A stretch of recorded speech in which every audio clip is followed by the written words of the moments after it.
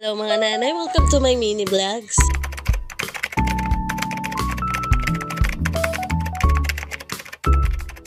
Kamusta kayo mga nanay? Kamusta ang araw nyo? Eto nga kami, nandito nga kami ngayon sa school dahil pictorial nga ni Aliyah. Medyo tinanghali na nga kami ng punta dito, kaya naman eto nga at nasa dulo nga siya ng pila. Hindi nga lang ang pag-ayos ko dito kay Iya at dahil wala naman kaming pang makeup, buti na lang talaga at meron nga akong nag-iisang lip tint, kaya naman ayun nga at medyo naman na kahit papano ay hindi siya maputla. Yun nga, pagkatapos nga ng ilang oras mga nanay, eto nga at pipictura na siya dyan. Sunod na nga siya dyan, kaya naman pinaupo na nga siya dito sa may unahan. Hindi ko na nga sana siya aantayin, pero naawa naman ako at natatanggal at nasisira na nga yung sapatos niya dyan. Kaya naman sabi ko nga kay tatay, yung muna na siya at aantayin ko na lang si Iya. Kakaawa nga dyan si Iya at ang kanyang sapatos ay patanggal-tanggal at pasira-sira nga. Sabi ko nga sa kanya mga nanay ay konting tiis na laang at gagraduate na siya. Pero ang bala ko nga bago nga siya gumraduate ay bibilhan ko na nga siya ng sapatos. At gagamitin rin naman niya yung sa graduation at kailangan naka-full uniform nga sila noon. Papatahian ko nga siya ng kanyang uniform dahil nga po nabutas yung uniform niya nung naplansya ko. Napakautak naman ng batang ito, kaya naman para hindi nga nakakahiya ay nilalagyan niya nga ng clip yung butas. Ay bata palang napakadiskarte talaga. Nagtsatsagaan na nga namin muna yung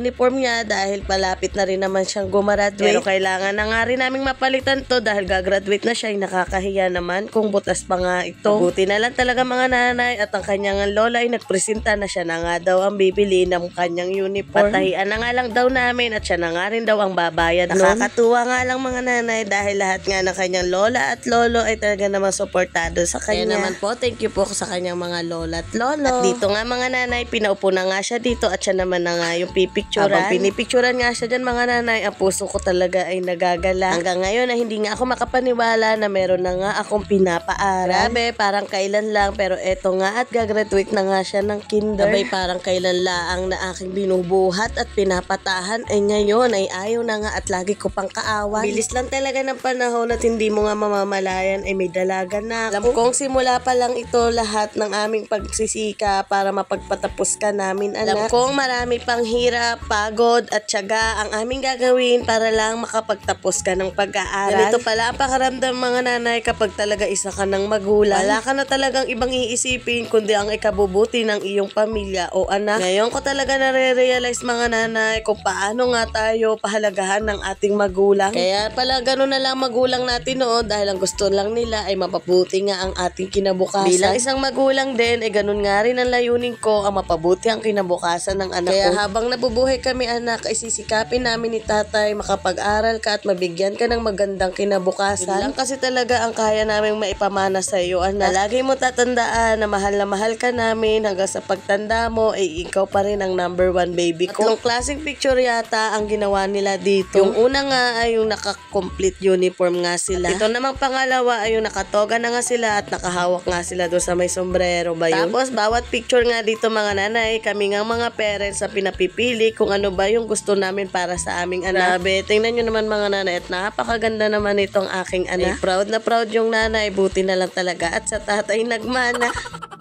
Diyos ko, kung sa nanay nga nagmana ay nakakaawa.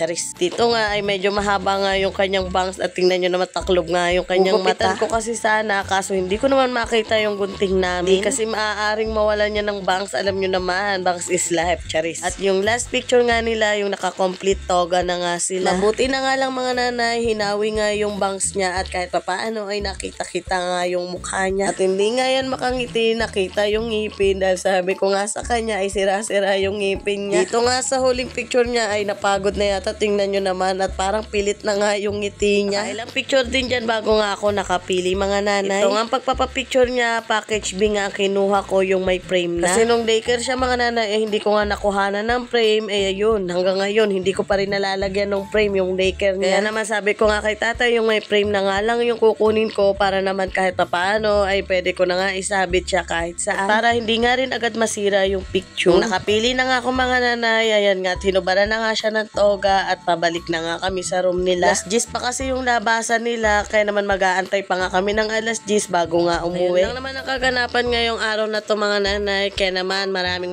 salamat kung umabot ka hanggang dito sa dulo. Please follow, like, and share nyo na rin po itong video para naman po palagi kayong updated sa buhay namin. O siya, yun lang muna for today's video. Thank you for watching. Bye-bye!